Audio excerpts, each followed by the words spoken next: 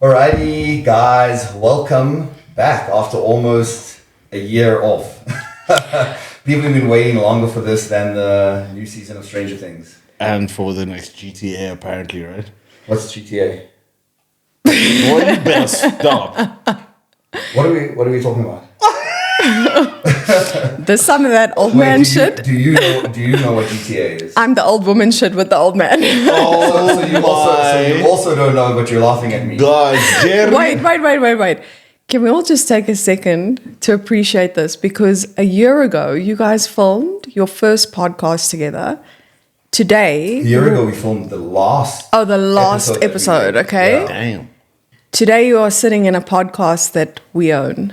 Yes. This is our studio. Our podcast studio. So, welcome, everyone. What is up? What is good?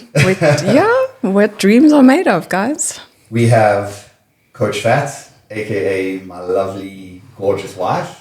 He has to say that because we're married. It's in the contract. And to be fair, it's true. Don't get it twisted. I married you because it's true. Okay. Yeah. Okay. And my man Phet. Yo, How many weeks out? How many days out? 8. we are 8 days out. 8 days out from the first show of the season. It's going to be a season, guys. Yo, It's going to be a season. It's going to be an amazing season. Yeah. It's gonna be a big one. I mean, I think about just the upcoming weekend, which is like warm-up show vibes, and that's already like seven people in that show, or six or seven people in that show, which I think is the most that I've ever had competing in one show at one time. Yeah. Good boy. Yeah. Good job. No sleep. Yeah. Well, exactly. Well, now it just means that there's even more pressure to get results. Yeah. And you also have somebody that is going to be going to the Masters Olympia this year. Yes. That is Indeed. amazing. That's crazy. Yeah. Bro. That's exciting. He's going to be competing against, I think, Alex, what's his name, Cambronero or whatever. Oh, Cambronero. Yeah. Yeah. The guy with the head tilt. The guy with the head tilt. The guy with the permanent head tilt when he poses. Cambronero got such a good physique, but the head tilt ruins it. It does. The head You tilt should just ruins let it. everything flow with it. You know? Just tilt everything else with it. The judges will just go. And this is coming from opposing coach, guys. I know what I'm talking about, okay?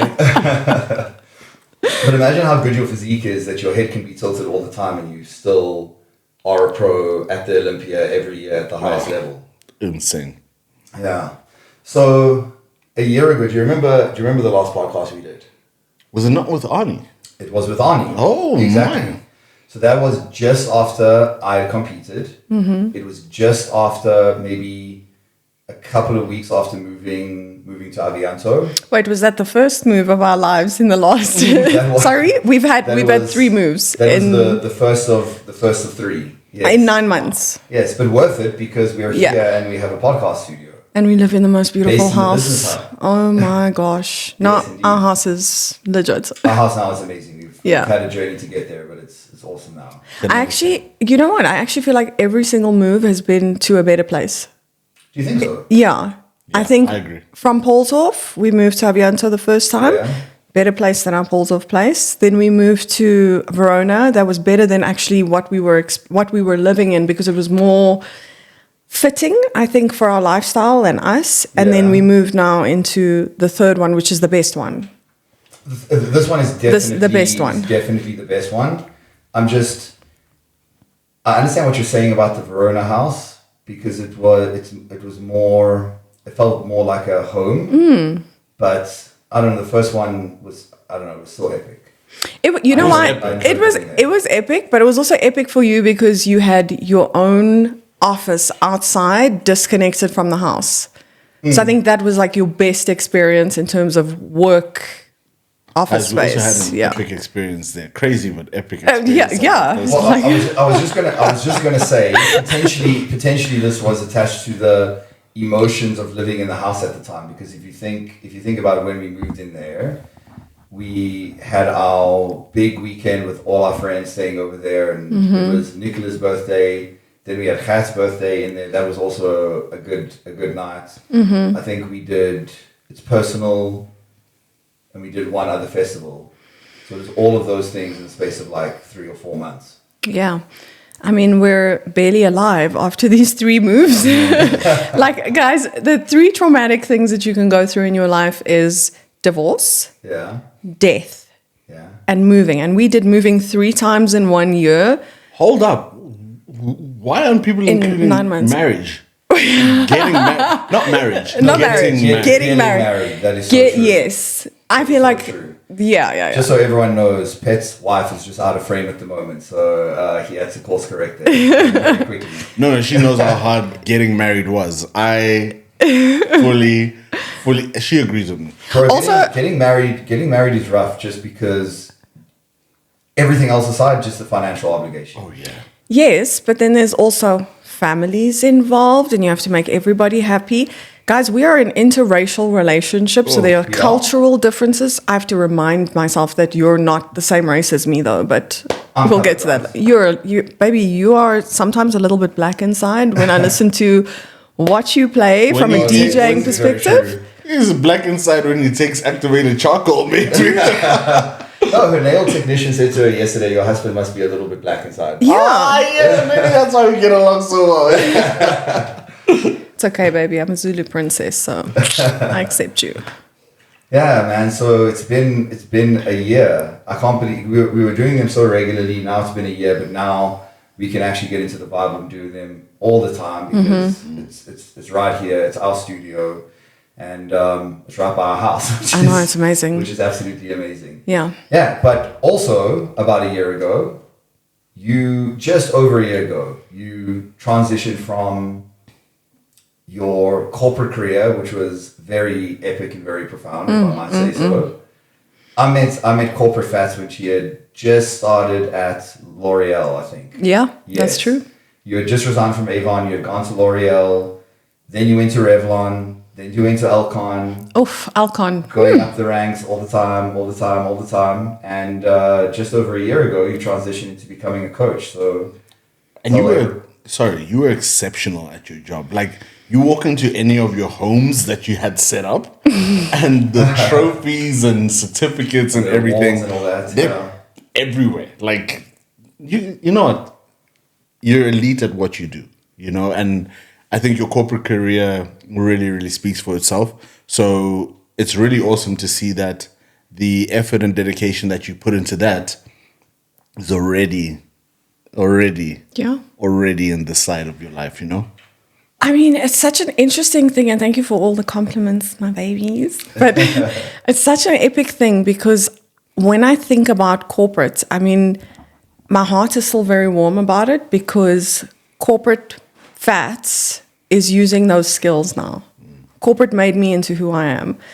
So, and especially my time at Alcon, I think Alcon was like the most epic, game-changing, part That was of very my transformative. for me as a person, really, because I was so blessed. I had an amazing company that I worked at. There was lots of growth opportunity. I had a great boss. I was going to say probably the best bosses you've ever had. Shout out Wojciech if you ever watch this. You're the man. Polska. Yeah. This is why I love Poland. Wojciech made me love Poland. What is that drink? Oh my gosh! that we used to get for us? Now you're testing my brain. Yeah, but you have like the Guinness Book of World Records, like greatest memory ever. I know, but why am I blanking on this one thing? He's gonna have to send us more. So Yeah, Wojciech, please message me. Hit me up. So it's such a strange thing looking back now and going, I worked for a company that sold contact lenses globally, and I loved my job so much. And selling contact lenses is not the sexiest thing in the world, right?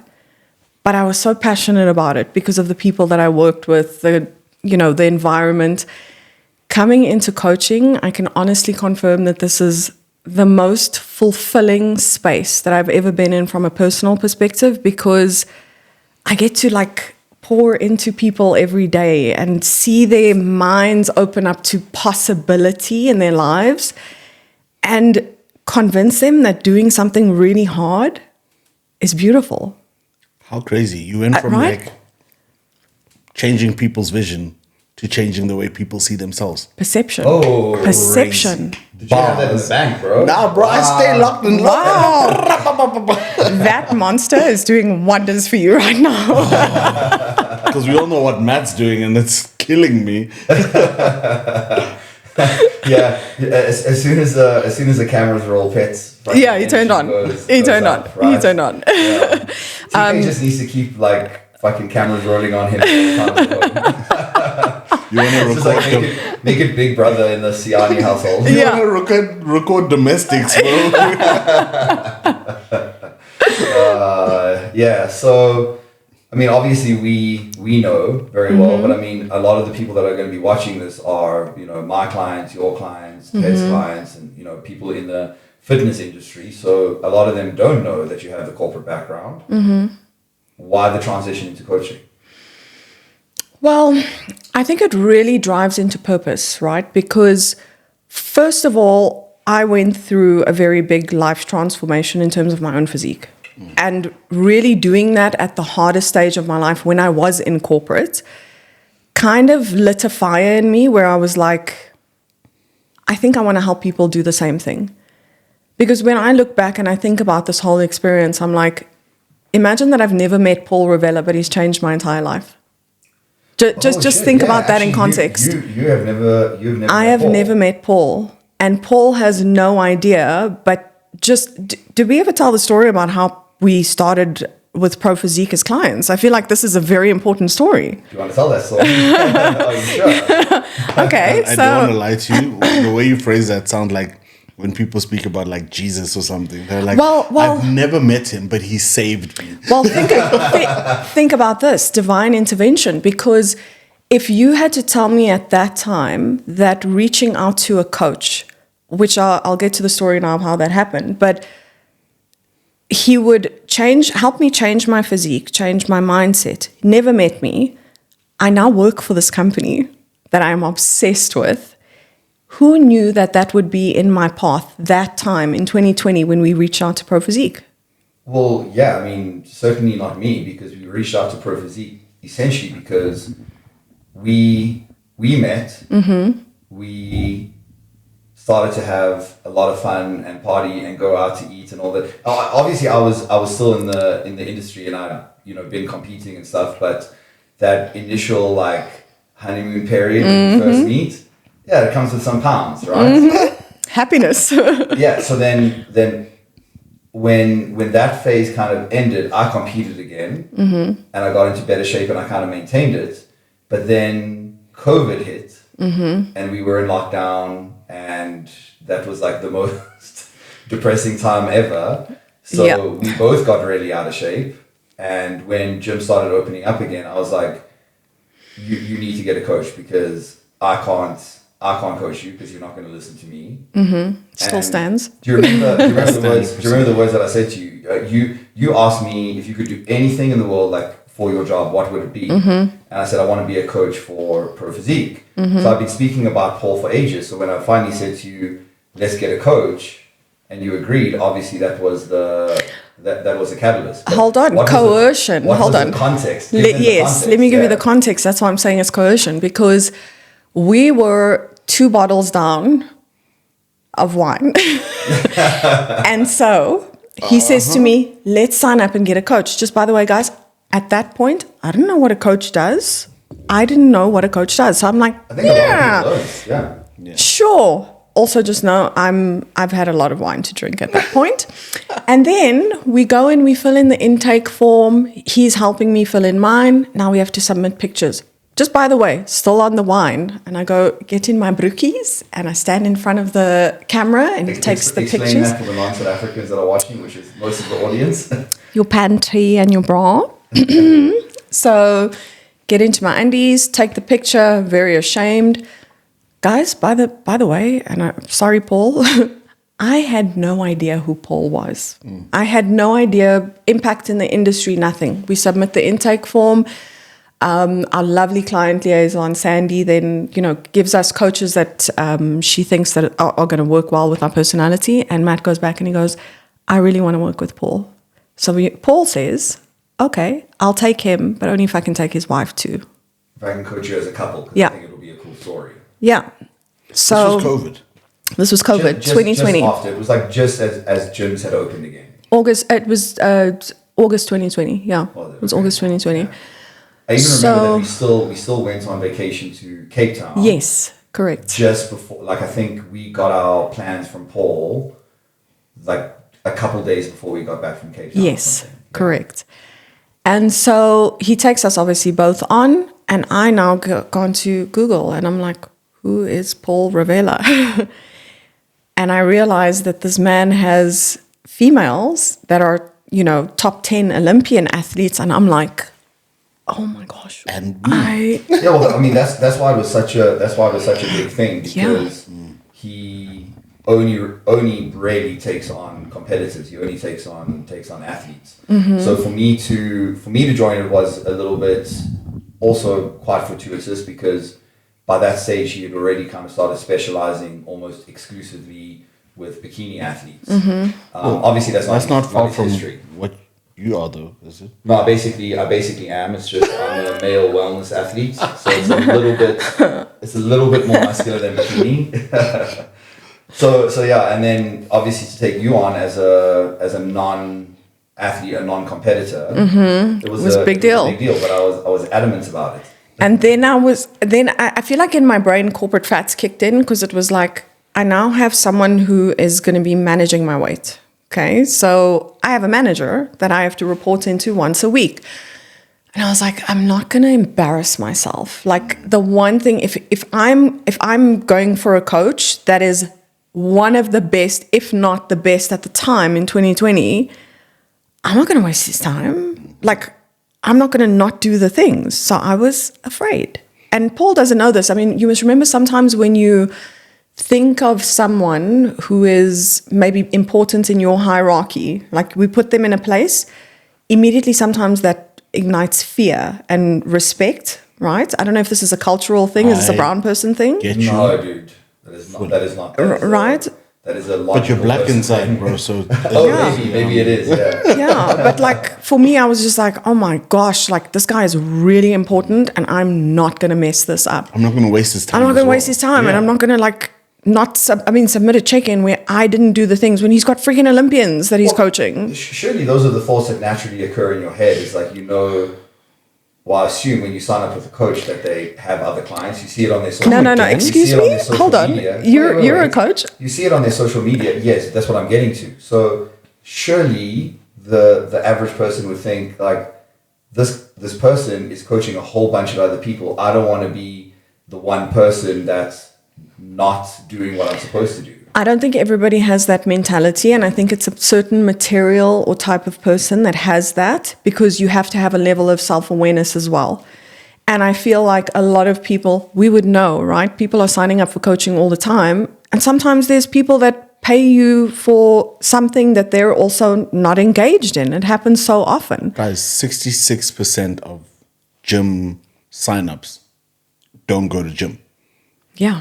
Yeah, I mean, okay, for sure. But that is, it's slightly different, because nobody at the gym is keeping you accountable. Nobody at the gym is phoning you once a week to say, hey, I only see that you've come in once this week. You're supposed to be training 4 times per week. Where are you? Come You know again. what I mean? I don't believe a coach's job should be to call you up and be like, hey, I saw you missed your check-in. Where are you going to be? It's definitely not. But I mean, with the application that we use, it's sending them out reminders all the time. Yes. Time for your check-in. Your check-in's late. You know. But I think people see that regardless. When in one way, shape, or form, there's always reminders of your behavior, whether they're direct or indirect, right? And I think people will always find ways to like mask it or ignore it, or if it matters to you, you'll get it done. If it doesn't matter to you, you're not going to get it done, and you'll let the excuses of the world. I'm speaking from a very like immediately raw point, because I've stepped into coaching as well, and I'm seeing the people who've gone from not checking in all the time to checking in all the time, and how the paradigm has shifted. And it's not up to me to squeeze that out of them. I provide the tools. You need to want it bad enough so that when that reminder pops up, you do what you need to do. Yeah, absolutely. But I think also, like, the one thing that I'm learning now is I personally find that people that are afraid of the process, that have never had a coach before, they don't know what this entails, They come into the experience and they go, I don't know if I can do this, but I'm going to try my absolute best. Like, you're here, you're going to guide me. I swear to goodness, those are my best performing clients, because there is a certain level of fear about the process, and it's not just laxy-daisy, like, oh, I have a coach now. It's more like, oh my gosh, I have a coach now. But tell us about your experience. I love those ones. Me too. I love those ones, but it's not every single one. No. I think a lot of people that are coming into the coaching process for the first time legitimately don't know what to expect, and because they don't know what to expect, a few weeks into it, they've realized that maybe they've bitten off more than they can chew. Like I always say, make your actions align with your goals. Mm-hmm. If your goals are up here and your actions are down here, you're never gonna achieve them. But sometimes people don't understand what those actions are before they actually get into the process, and then they're like, I assume, reach a point where it's like, oh well, what I need to do in order to get to that goal is actually not worth it for me. You know, because there's no way that you can say, okay, well, for you, we can make things easy and you can still get to the same destination. That's the beautiful thing about whether it's the sport of bodybuilding or whether it's just body composition change in general, is everybody needs to put in an equal amount of effort to get to whatever their destination may be. 100%. Sorry, I just want to go back to the sensation of like signing up with someone like Paul on this level, right? And being like, oh my goodness, this guy is managing me now. I have to check in, I have to do the work. So walk us through from like that experience and how you then eventually, you know, got into the swing of things and started working on your journey. I think, look, it was a very interesting journey, because I have to say that it does help when you have a partner that is going to gym. Okay, because it was easier for me to wake up in the morning because I knew he was going to.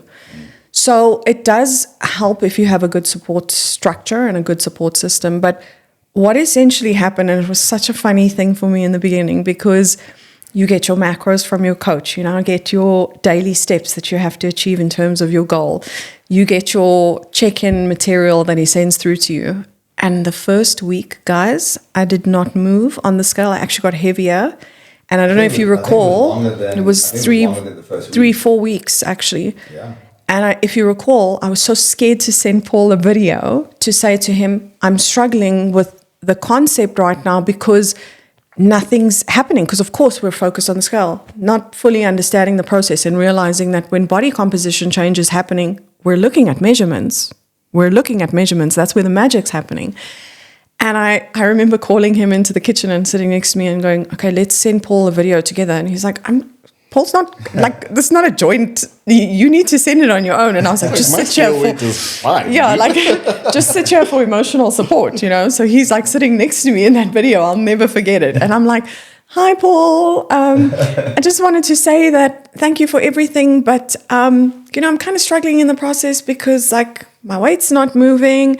And I'm a bit nervous. And he was just like, okay, that's fine. Thank you for sending me the video. And he managed me so well. This is one thing I will credit Paul for. And I believe he's very similar to me in the fact that he can deal with many different types of personalities. I think in coaching, we all know that you have to be that way too. And I think he sensed my anxiety and he sensed my pace and he said, it's fine. Let's just continue doing the things that we need to do.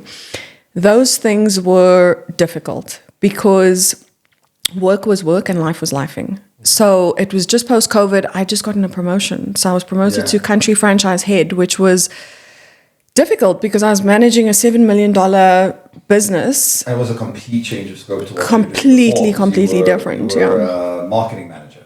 Yeah. And it was quite a big promotion. And I was just like, I don't know how I'm going to do all of this. Yeah. So the first thing was routine. Immediately, routine. What are we going to do to make ourselves successful here? Obviously, meal prep is a huge part of that. So every Sunday, Matt and I were spending time planning our meals, learning how to track macros, guys. Ooh, in the beginning, not easy. But you caught on very quickly. Not easy. I did, but I think that just the concept of like getting to, because I'm very goal driven. So like if you give me a number, I'm going to get to that number. I'm not going to be over. I'm not going to be under. I'm getting to that She's number similar every now. day. It's like if her carbs are like 150 and she's like 149.8, she'll fucking find 0.2. I will take 2 grains out of rice. Yes. Grain of rice. Out of my plate. We're there. Then it became, okay, cool. Now I know, I understand what I need to do. How am I going to fit this into my life? So it was gymming in the morning. So we would go to gym 5 a.m. We were already there.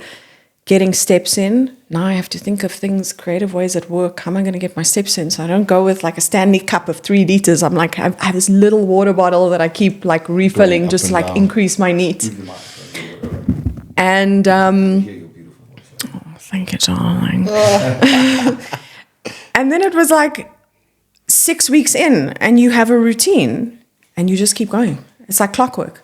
Eat, sleep, train, plan, repeat. Eat, and work. Somewhere in there. Somewhere in there was work. That's how you pay for the food. Yeah, exactly. And it's so funny because like during the process, when you're going through it, you don't actually realize how well you're doing until you look back at those progress pics. That's why I say to people, do not miss a beat with your progress pics, because once you have that, it's like, it's your proof. This is your proof. Compare it every 4 weeks to your first picture. Don't go look at last week's picture versus, you're not going to see nothing. I wish my wife was here for her to hear this. Oh, wait. She is here. And she took, initially, because I get it, right? Because especially when you're at the point where you don't like how you look in the mirror. You really don't. You're not a fan of your own physique. Your confidence isn't where you'd like it to be. And now someone is asking you to send you essentially half-naked photos to a strange man halfway across the world. This is when you put it that way. Like, it's deeply intimidating. Right? It is deeply and intimidating. You're not getting paid. It's not like OnlyFans. No. You're paying to do it. You're paying to do this. it. And also on top of that, like, you don't know what you're supposed to be putting in the comment section in the beginning. Because it's like, I don't know what matters. I don't know what matters. I don't know if I'm doing good. I don't know if I'm not doing good.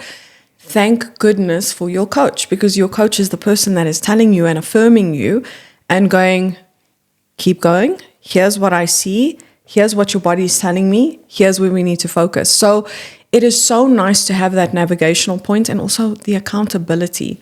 Every single time that I wanted to skip a gym session, I was like, ain't no way I am sending Paul Ravella, the man who has Olympians in his team, and I'm going to tell him, I skipped a gym session because I was freaking tired that morning. Get your ass up and go. Get your ass up and go. Let's go. So, I mean, such an interesting thing. I can tell you that, like, in this journey, people think that you're going to be on diet, you're going to do it for 12 weeks, you're going to get through it, you're going to lose 50 kilograms. Boom. No, absolutely not.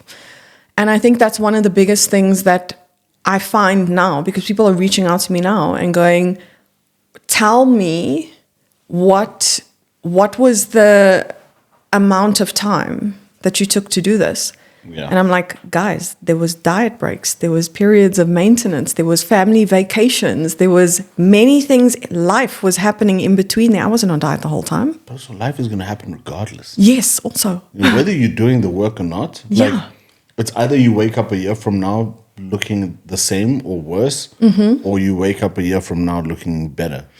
Well, nothing changes if nothing changes, right? So my biggest learning from this whole thing was also, and it's something that I see with all of my clients now, is like, you don't actually realize what a big deal and a big thing you're doing, because you're adding all of these activities on top of your very busy and very stressful life. Life is never going to calm down. So if we do this every week, we say, it's okay, next week it'll be calm. It's never calm next week. It has never been calm. It at least sometimes does get calmer. Calmer, yes. Yeah. But you're always going to have challenges, and you're always going to have obstacles, and you're always going to have things that are coming at you. And I feel like if you're able to do something like this and add that to all of your life activities that are happening, you're a freaking superwoman. Make it a non-negotiable.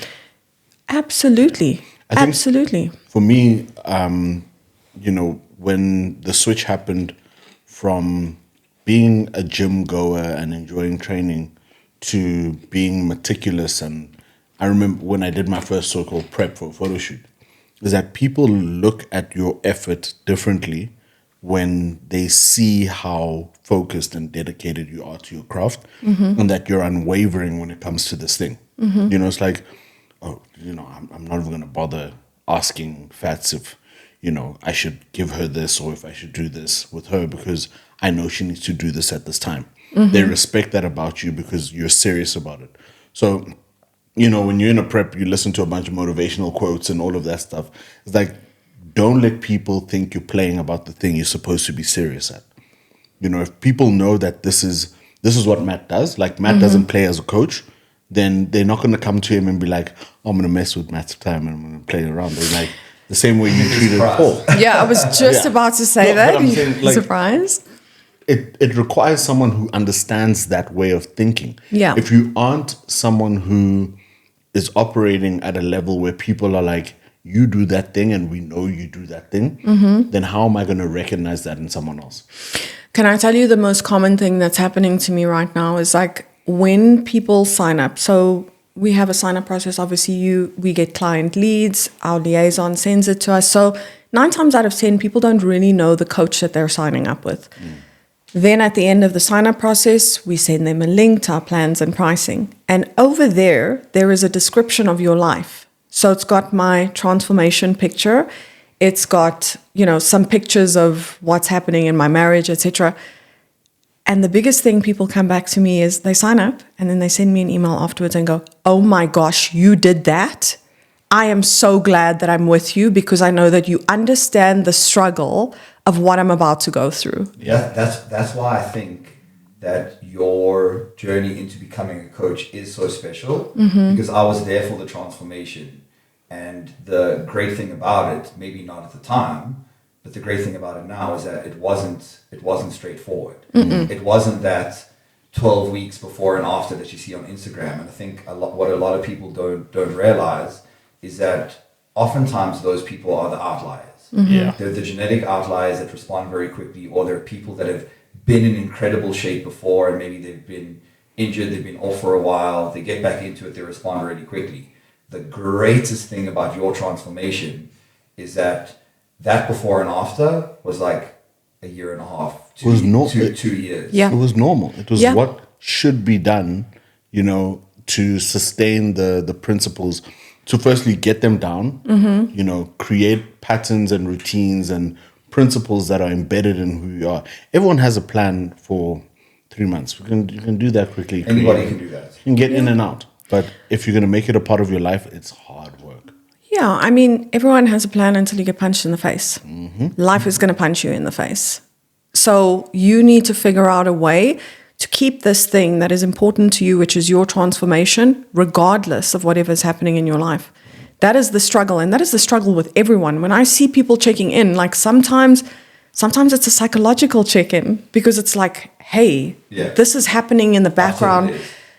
You know, my mom is ill. I've had to do X, Y, and Z.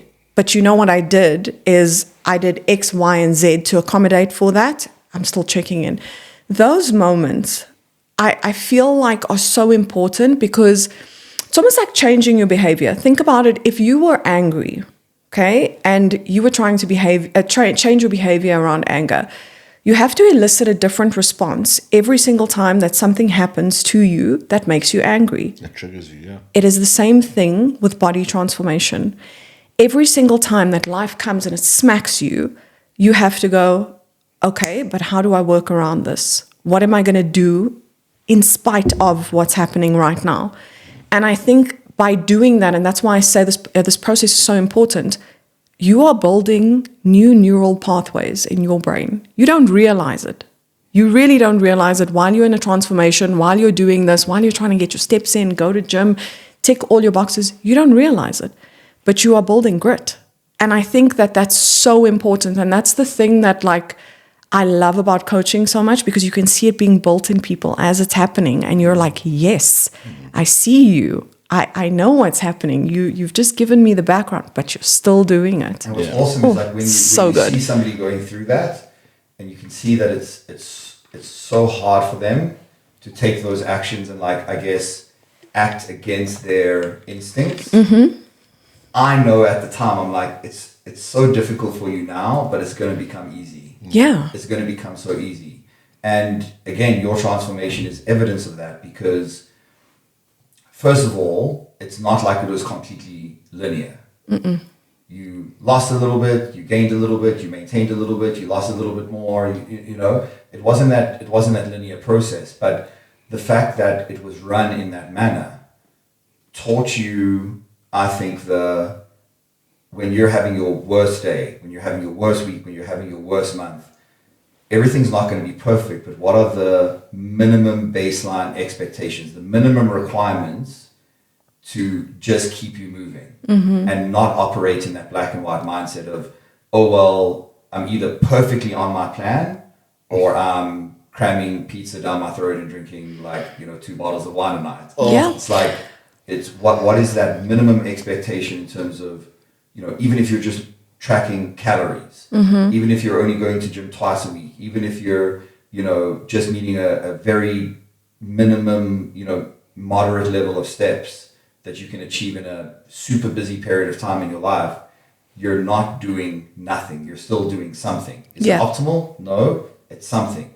Yeah. And even if you don't see progress over that time, it still keeps you in the routine and the habit that you built for yourself. Absolutely. And I think one of the main things, and I hear you and I, because obviously your study is right next door to my study when we're doing client check-ins. What are we saying almost 300 times a day? Progress over perfection. Progress over perfection. It doesn't matter. Sometimes people think that consistency is ticking the box 100% it doesn't look like that. No.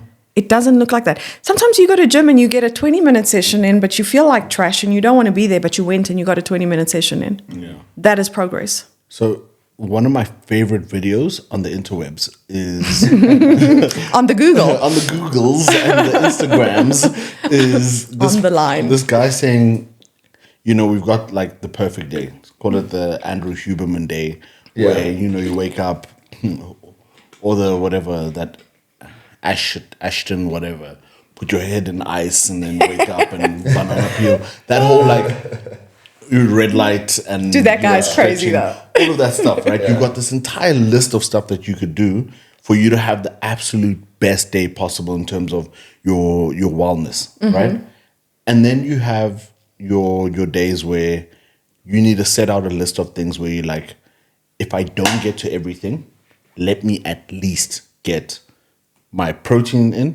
Let me make sure I get at least 5,000 steps, and let me make sure that I do like a stretch. You set those parameters. You're like, I don't care what happens.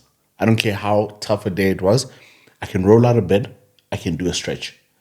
I can make sure I get 5,000 steps just by making sure I walk my dog around the block. And then I can make sure that I hit my protein because I got my protein shake in the car. And then you're like, Coach, this week was hectic, but look, I said I wouldn't compromise on this, and this is where I'm at. The thing is, your coach will understand. Well, I think most coaches will understand if you are somebody that's really, really consistent in executing really well most of the time, and you go through a week or 2 weeks or a month where things are less than optimal and you're not ticking every box, and there's a good explanation for it, your coach is going to understand. I don't expect perfection all the time, but that's why I say when in the weeks that you can be perfect or at least close to perfect, do it then because the shit is coming at some point. Yeah. Exactly.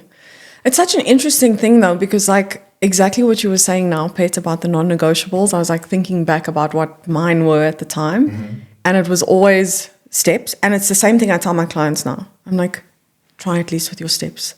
Your steps, please, because this is like the one thing that might be able to push you just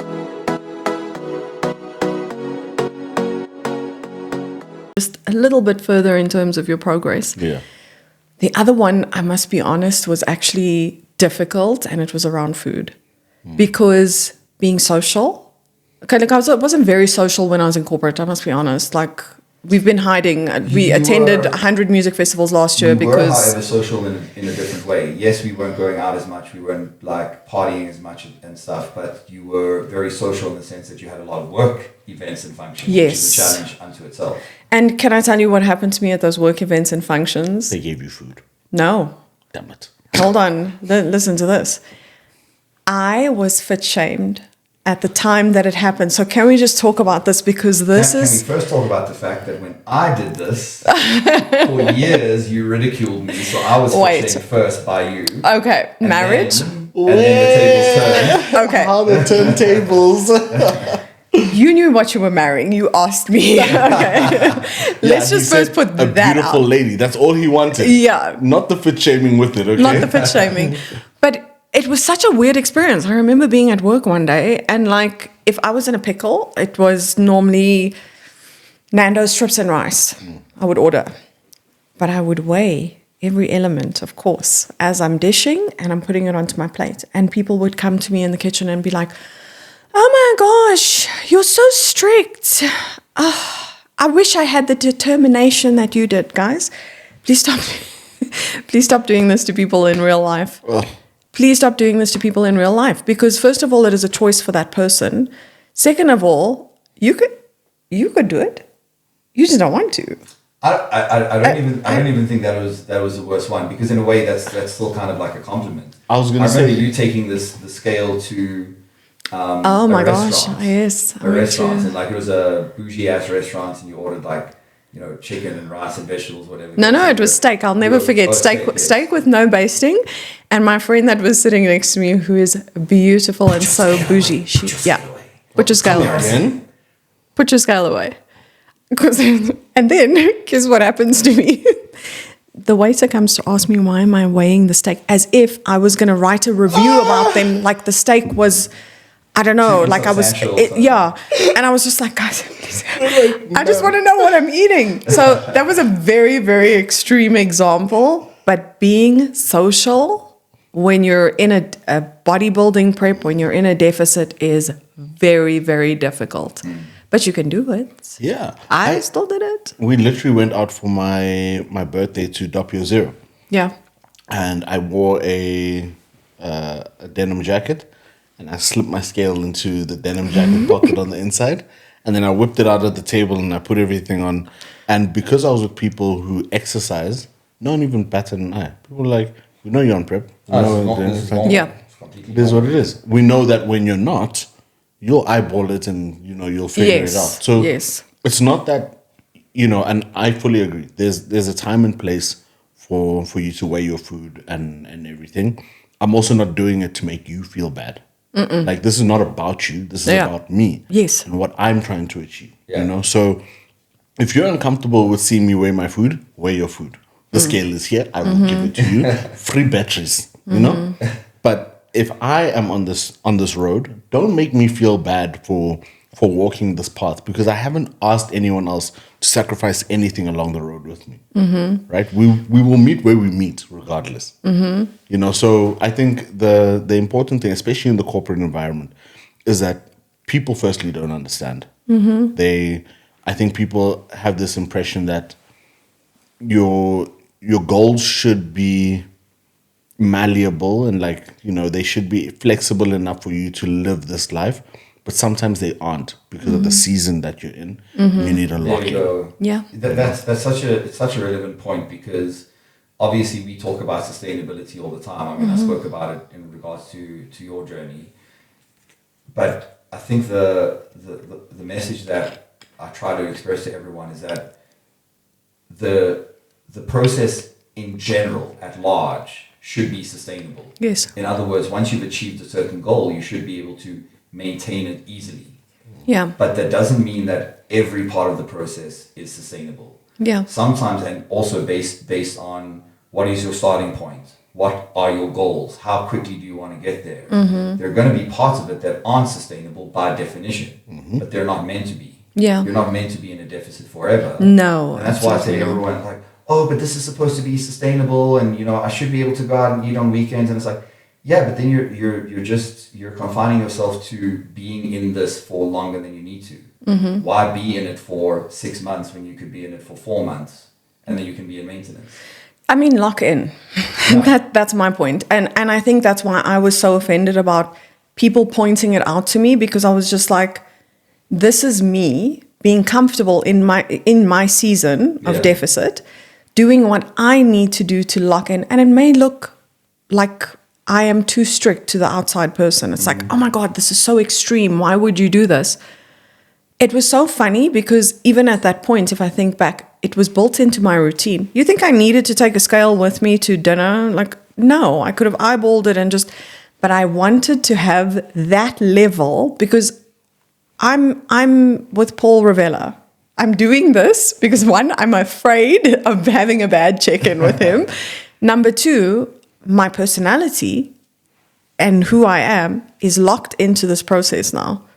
So it was also a point where you'd already lost a lot. Yeah. And you were trying to get like that last little bit off. Yeah. Where it's like the amount of effort you have to put in is much greater for a lower return on investment per week. 100%. But it was such an interesting journey because I also think that sometimes and people are going to experience this when they go through their own body transformations, like our clients that are signing up.